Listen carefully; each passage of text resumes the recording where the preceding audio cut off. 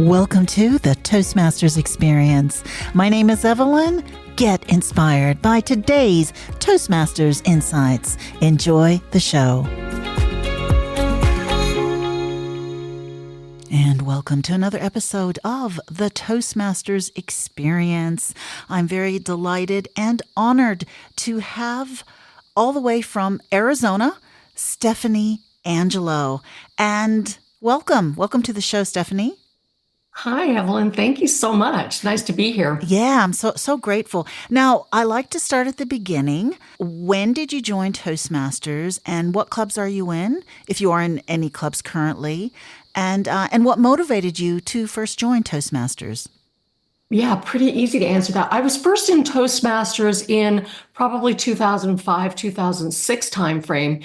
At that time, I really couldn't find the time to do the club work and that sort of thing. We were on the legacy program. So I left Toastmasters and then returned to a different club. It's called Rise and Shine.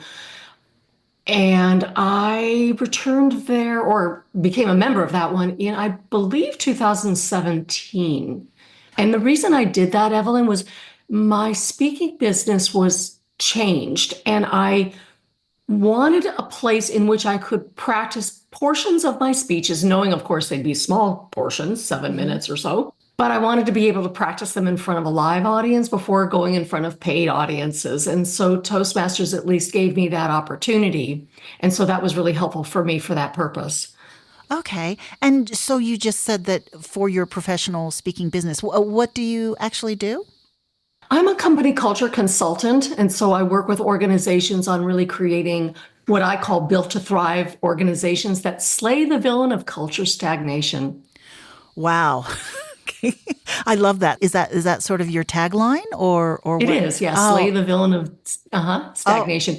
Because I believe if you stop growing, you stand still. And if you stand still long enough, you actually just slide backwards. When you're talking about company culture, that can decimate a company. So what have you found about Toastmasters which has really been beneficial for your professional and for your personal life? Well, for the professional life, like I said, when I walked into that club, the very first thing I said to the greeter, who I think was even the president that year, but I said, look, I left Toastmasters before because I couldn't find time to create speeches and also do my professional speeches. Like I just didn't have time for both. But if you will let me have the opportunity to use what I've already written and practice it here, then it's worth it for me to join. And she said, absolutely.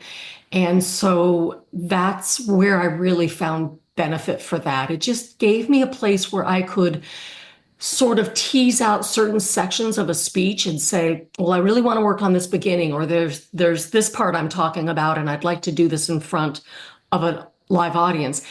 And 2 years later, we went on to the new Pathways program. And so that flipped things on its head a little bit to where I would have to find a section of my own speech that I was trying to rehearse, but make it fit into a Pathways project, which worked probably 75% of the time. There were definitely times I had to create a new presentation simply for Pathways. And I've actually done 3. I'm on my 4th now. Okay. Oh, so you've actually finished 3 full pathways. Yeah. Okay. Wow, that's fantastic. I mean, there are some projects which are a little bit longer than 5 to 7 minutes. But right. Yeah, but I know that if you are a professional speaker speaking to other professional speakers, they do find that 5 to 7 minutes a bit limiting. But I guess you're able to hone, like you were saying, different parts of your presentation. That's correct, right? Right, for most of them. And, Toastmasters does have some interesting projects. For example, I'm in motivation strategies now, and in the level I'm in, I have to do, for example, a presentation on networking, which means go to an event and then create a presentation on that. There's also one about emotional intelligence. You have to keep a journal for 2 weeks and then write a speech on that. So those are not something that come from the material that I present to my clients. I've also gone to other clubs, and this is where I find a lot of the beauty in Toastmasters, because when you're a Toastmaster somewhere, you're a Toastmaster anywhere. right? Yeah. And Yeah. so I have had occasion to practice speeches at other clubs a couple of times, which has been really wonderful. Hmm. I actually, Evelyn, also just got back from 6 weeks in Germany. Well, you're aware of that because I was Yeah. there when you contacted me about this Yeah. podcast. Yeah. I spent 6 weeks in Germany and I made a point of seeking out the German speaking Toastmasters clubs because my German is about 50% fluent. And so I thought if I really put myself in that tough situation of the whole thing being in German and participating, that would really stretch me. And that was a really, really good experience for me. And I would recommend, even if you're not working on a second or third or fourth language, even in your local area, to visit other clubs because you learn so much. So that's what I say to people. If once you're a Toastmaster somewhere, you're a Toastmaster anywhere. And I've been so busy with other clubs, Evelyn, I haven't actually been to my own since May. Yeah, yeah. Well, Mhm. that I mean that happens. We all have, we have life. We've got work, family, and other commitments. So, but I find this really intriguing. So, which German club did you go to? Which meetings did you go to in Germany that were just strictly German?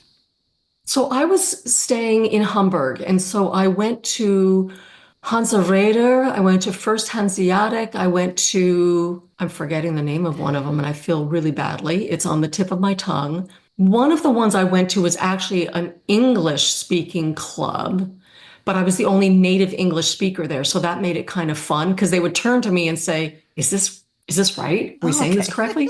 Uh-huh. So the following meeting, they had me be grammarian so I could really correct their English. And I enjoyed that. So yeah, it was a great experience to go to a couple different clubs. One of them I went to 3 times, all in German. One of them I went to 1 time in German. And then the other one that was an English speaking club, pardon me, I went to twice. Wow, wow. Yeah. So That's fantastic. So, a 6 week holiday, you went to six different meetings. Did I do the math right on how well, I?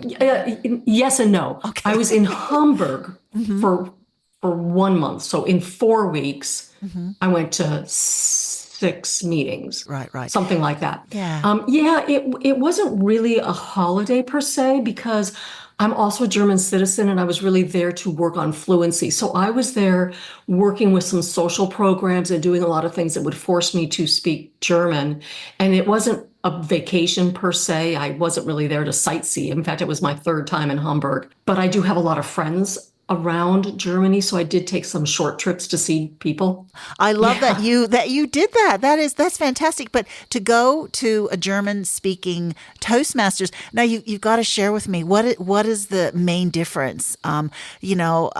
I know Germans are highly organized, so I'm curious. How did their agenda work? Well, they did things a little bit differently, but so do our local clubs here. I mean, Of course, I yeah. live in the city of Chandler, and I've gone to different clubs within a 10-mile radius that do their agenda differently. That wasn't a shock to me. It was just simply a different club in the way they operate. One thing that I did find different was that they had an evaluator for the table topics portion. Okay, So yeah, in our club, we have a general evaluator who's evaluating the whole shebang, right? right, right. But and we also have evaluators for the speeches. Mm-hmm. But they, in addition, had an evaluator for the specifically for the table topics, Mm. which I thought was kind of interesting. I found the clubs to be very professional, very organized, Yeah, yeah, for and sure. in many ways, that suited me. One of the reasons why I haven't been to my own club is because clubs will sort of change their structure over time. And mine was a Saturday morning club. When I first started in 2017, it was quite organized and really, really helped my whole purpose for going to Toastmasters.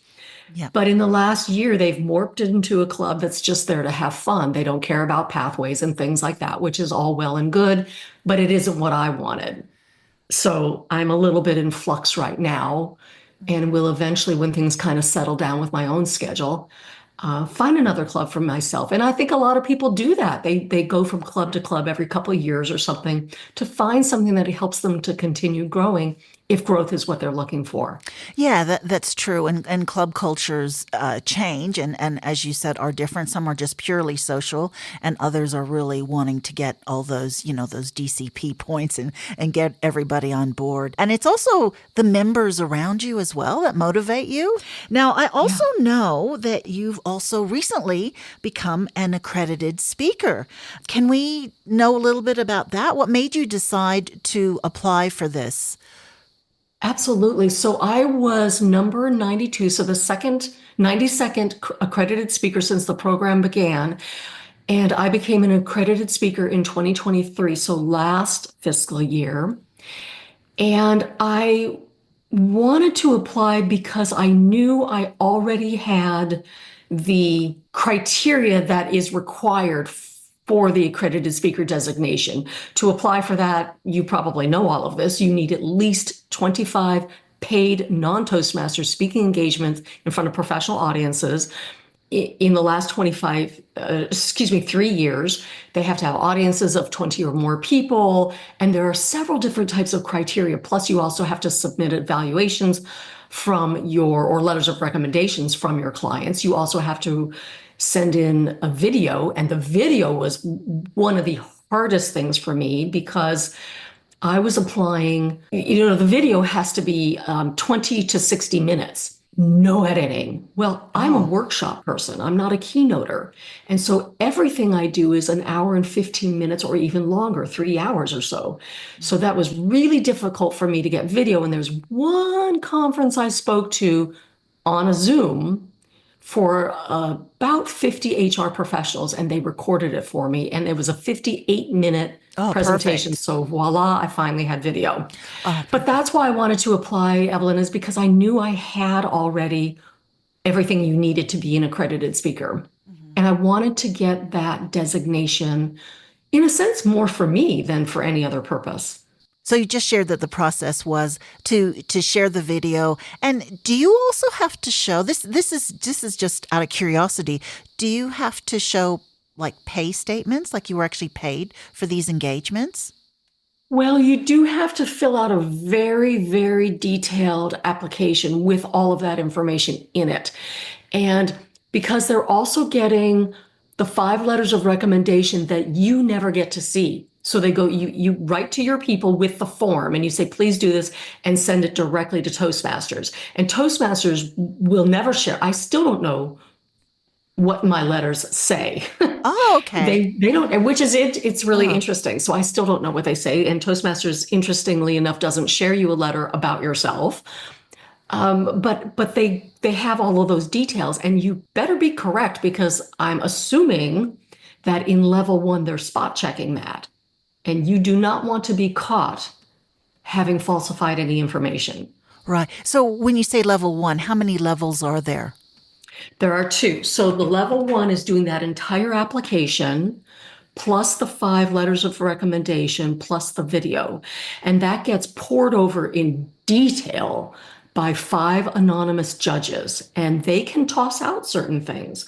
So, for example, I applied in 2022.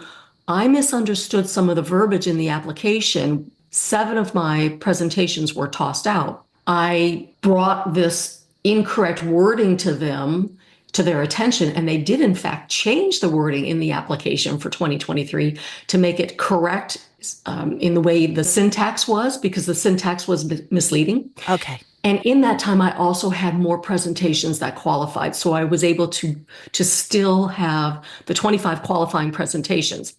And so they fine-tuned, they look through everything. And then if you pass level 1 with these 5 anonymous judges, then level 2 is to present to 5 anonymous judges at the International Convention, which also has an entire live audience of maybe 300 or 400 people, plus all of the people attending on Zoom. Okay. And some of the judges are there in the room and you don't have any idea who they are. And some of them are online, don't know who they are. And you will never find out.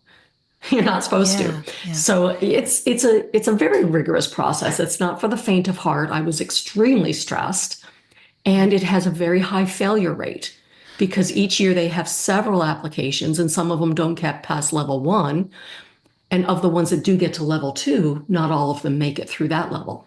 So when you are at level two and you're giving this presentation at the convention, you have no idea that you've actually succeeded until when do they announce that you've So made it? that's, Yeah. yes, that's very interesting.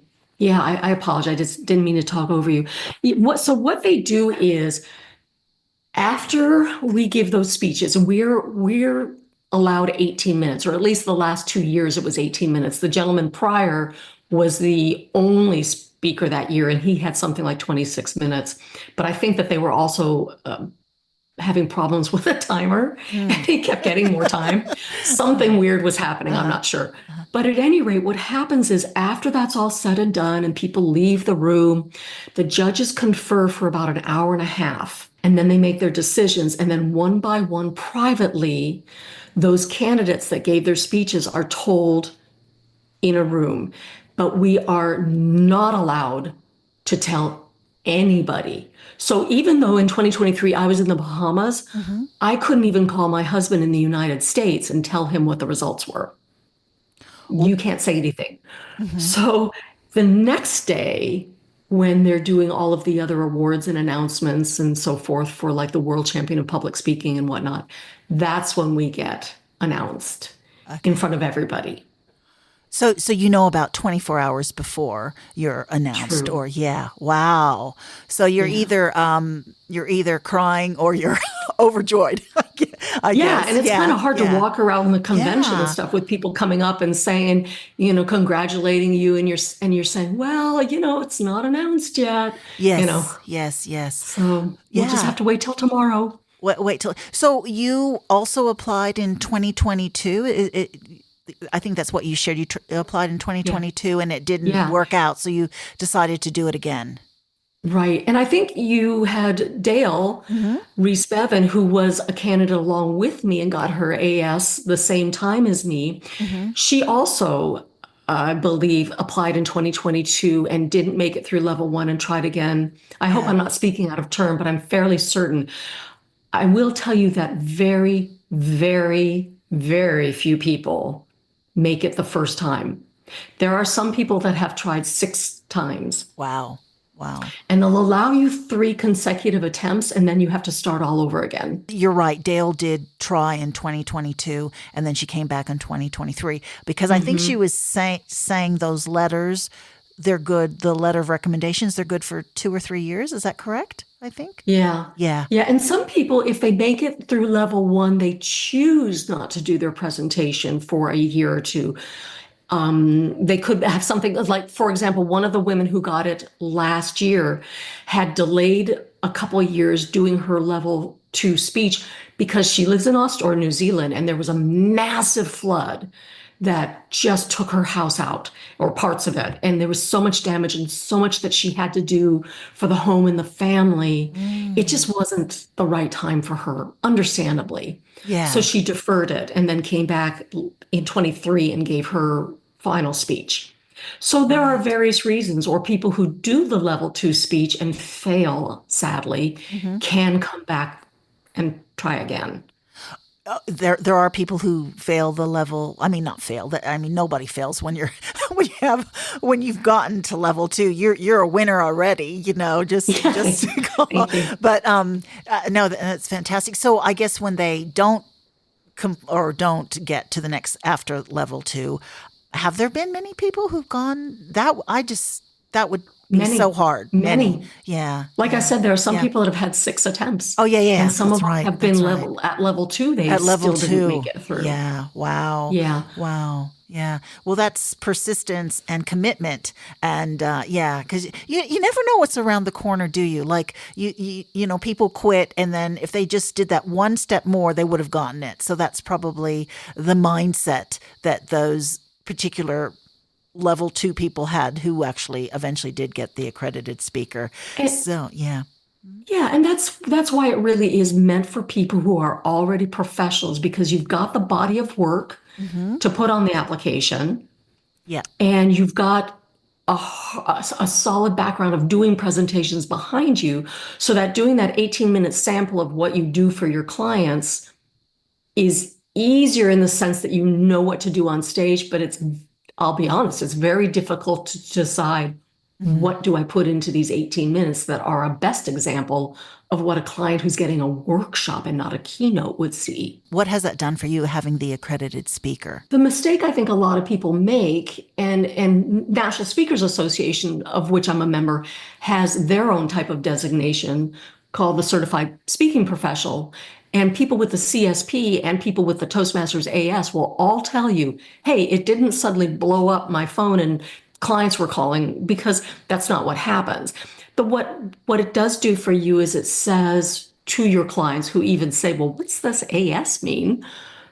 It really shows that you have an experienced body of work behind you, that you're not a novice. When they're hiring you, they can have faith that they're getting somebody who's experienced. They know how to go into different venues and adjust to the different things, that they know how to adjust to different audiences. They know how to create different speeches and how to adjust those for different audiences. So they understand what it's like to ebb and flow with the waves of what your clients need.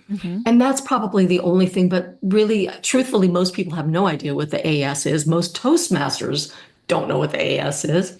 Just like in National Speakers Association, a lot of the clients don't know what the CSP is. It gives you that qualification, and it does show that you are a professional. Just like when we go to university and we get our BAs or masters or PhDs, it gives you that extra level. I think that's fantastic and so well deserved, Stephanie. So you joined Toastmasters to help with your professional speaking. Are there any sort of other resources, any other programs that you have done in your past that have helped you to become a better public speaker? Well, I started, if you will, in high school because I was always a bit of an actor. I did theater as a kid, public theater in Denver. I did a lot of theater with my schools. And then in terms of speaking, I was on the speech team, not the debate team, but the speech team for my high school. And so we had to compete in speeches, and I loved that. And so I started pretty early. Interesting how much I loved that, but I don't really love Toastmasters competitions, oddly. Yeah. But I thought that was a really great foundation. And so I think that if you can get into clubs that do something like that, or classes at community college or National Speakers Association, if you have the money to join, because it's an expensive association, but it has a plethora of resources. And National Speakers Association and Toastmasters are completely different animals, but there are a lot of people that are members of both. I think that there are opportunities to really improve one's public speaking, but I would just caution people to make sure that the person that you're learning from is somebody who did it themselves. Yes, No? definitely. I know exactly what you're talking about. Yes, that is so true. Sometimes if you don't do the research, you realize you probably have more experience than the person who's trying to teach you. It's been such a pleasure talking to you. Now, I just want to ask one last question. What sort of advice would you give someone who is considering joining Toastmasters? I think that the first question they want to ask themselves is, why am I joining? Is it just for camaraderie? Then if that's the case, look for just a fun club where they really don't think about pushing through pathways. If you're trying to improve your speaking, go to a club, seek them out, interview the president or whatever, find a club that is really more adhering to pathways, where the people are also working on their own paths and can help guide you and mentor you with that. So there are different clubs for different purposes, and I think that that's important, is to know your own why.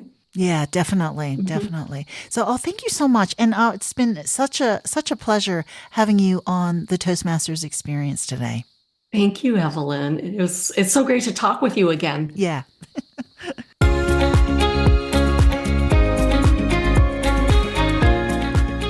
Thank you so much for your company. Please tune in next time to the Toastmasters Experience.